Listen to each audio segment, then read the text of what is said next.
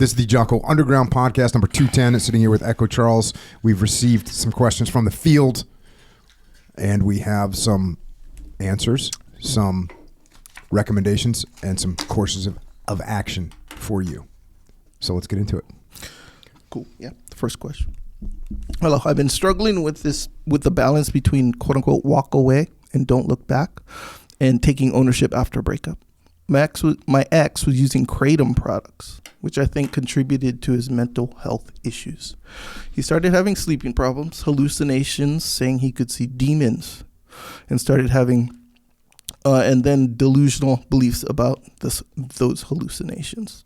I was trying to get him professional help, but one day, while taking off the bedding to wash, I found his loaded gun under his pillow pointed at my side of the bed.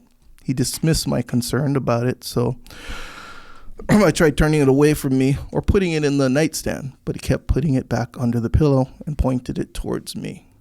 I felt unsafe, so I decided to leave.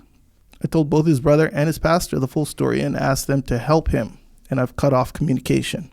But I've wondered if walking away and not looking back is the right call for situations like this, or if I need to take more ownership and action to get him help. Sometimes I even wonder if I should have stayed. My friends have varied opinions, and I go back and forth. So could you please offer advice about breaking up with someone who has addiction or mental health struggles? Is it the same breakup protocol or is it different? No, it's not different. And you don't need to do anything else here. This is a totally unsafe situation with a mentally unstable person that is hallucinating about demons and has firearms. This is go away and stay away. Do not look back. This is terrible situation. Thankfully you got out of it and carry on with your life. And just keep this in mind too. This interesting temptation to quote unquote help them will actually just hurt them more. It's going to enable their behavior. It's going to give them a false sense of hope. It's going to put you at more risk. It keeps them in a codependent, like unhealthy mental state. It's just not good across the board.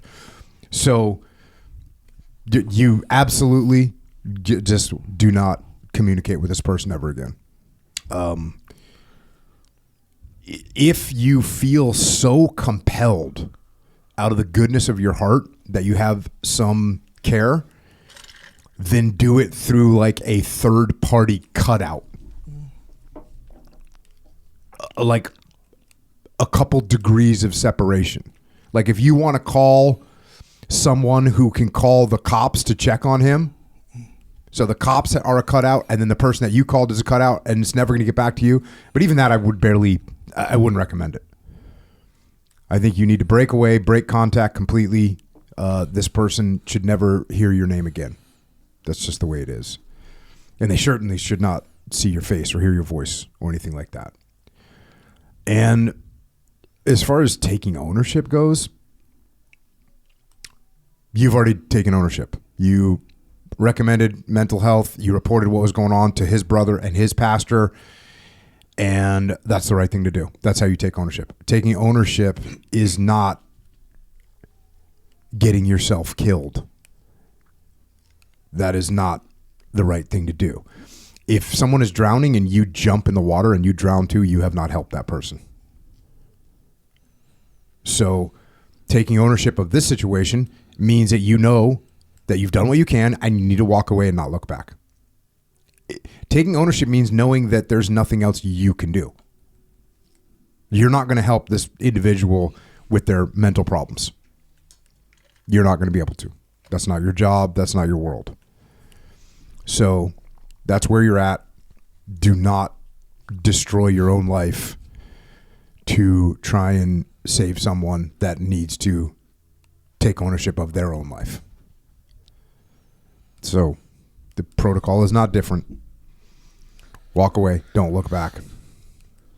That's what I got. It's pretty straightforward. So you've heard of Kratom before? You know, I've heard of it, but I don't really know too much about it. I believe isn't it something that you can buy in like a 7-Eleven or something like that? I don't know. Okay. Well, I don't know. I thought it was one of those kind of semi-legal drugs, or at least it was legal when it first came out or something like that. Yeah. But I don't even know what it does. Yeah, from what I understand, which is not much, it's some kind of like stimulant type scenario. Like people who work out, I think, use it sometimes. You know, like a pre-workout or I don't know, something like that's the context I have heard it.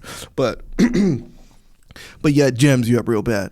From what I understand, like super addictive, like physiologically addictive. So like if you get off of it, you have like these weirdo withdrawal stuff, like symptoms and stuff like that. Like bad, like not the kind like you get off coffee or something like this and then you get like some headaches or so. It's not that. It's like way worse. You know, it's like that kind. So it's like kind of dangerous from what I understand. But I never even heard of it until like probably like a month ago. I heard of it, I think, when it kind of made it into the news. And the reason it was in the news was it was something that hadn't been declared illegal yet. You know what I'm saying? Someone invented a new drug. Like a gray area. Yeah, it was a gray area. And then they kind of made it illegal, Yeah. from what I understand. But I don't know too much about it. Yeah. But apparently, if it's giving you hallucinations where you see demons, like, it's bad. Yeah. And this is not a good situation for this woman to be in at all. So, yeah, could be the kind where you might have had some pre-existing conditions. Oh, for and sure. then, you know, yeah, it seems like a red flag. yeah, if you have pre-existing mental health issues, and then you go. So that is a little excerpt of what we are doing on the Jocko Underground podcast. So if you want to continue to listen, go to jockounderground.com and subscribe. And we're doing this to mitigate our reliance on external platforms, so we are not subject to their control. And we are doing this so that we can support the Jocko podcast, which will remain as is, free for all, as long as we can keep it that way.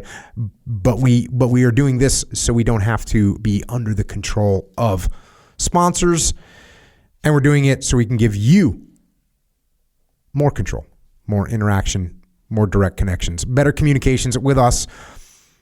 And to do that, we're building a website right now where we'll be able to utilize to strengthen this legion of troopers that are in the game with us. So thank you. It's jockounderground.com. It costs $8.18 a month. And if you can't afford to support us, we can still support you. Just email assistance@jockounderground.com and we'll get you taken care of. Until then, we will see you mobilized underground.